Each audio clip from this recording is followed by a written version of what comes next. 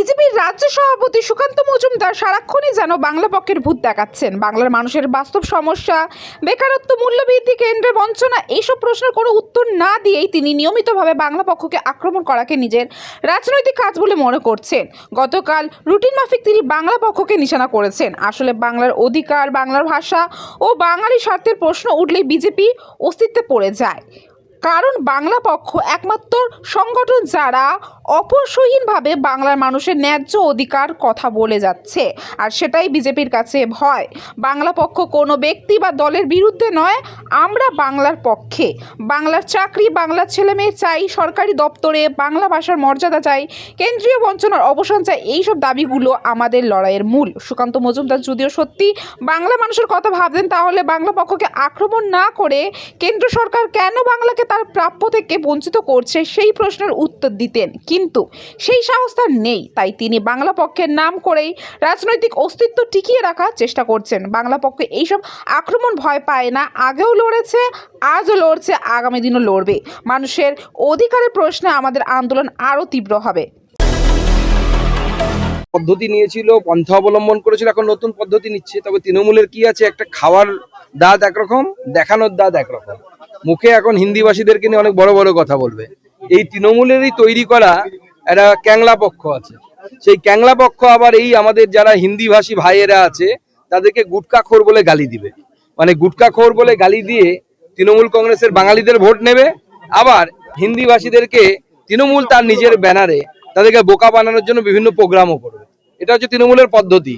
তৃণমূল গাছেরও খাবে, তলারও করবে। তৃণমূল কারো না, মমতা বন্দ্যোপাধ্যায় কারো না, নিজের ছাড়া কারো কিছু বোঝে না।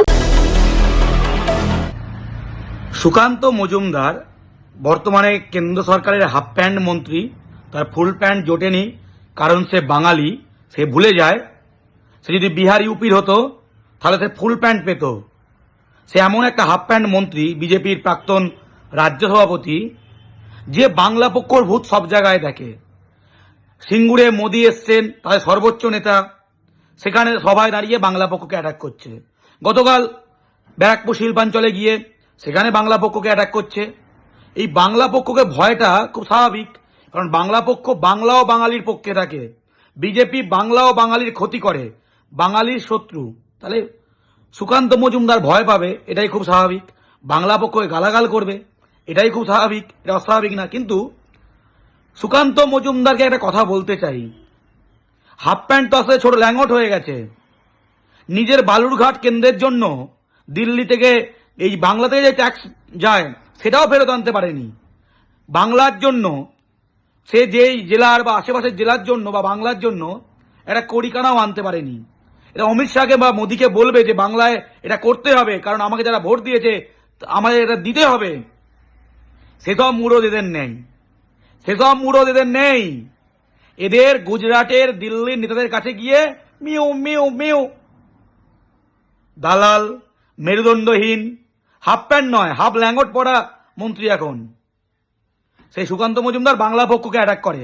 বাংলা পক্ষ অ্যাটাক করে আমরা খুশি হই যে বাংলা পক্ষর কাজে বাংলা ও বাঙালি শত্রুদের ভয় হচ্ছে। তাই এটা নিয়ে চিন্তার কোনো কারণ নেই, খুশি হচ্ছি।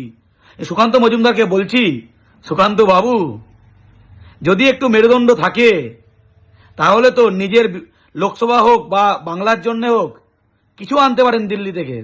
সে তো মুরদ নেই। এবং বাংলা পক্ষকে অ্যাটাক করার আগে মাথায় রাখবেন, এই যে হাফ প্যান্ট মন্ত্রী ফুল প্যান্ট পরার সুযোগ হয়নি, কারণ তুমি বাঙালি, কারণ তুমি বাঙালি, কারণ তুমি বাঙালি। জয় বাংলা।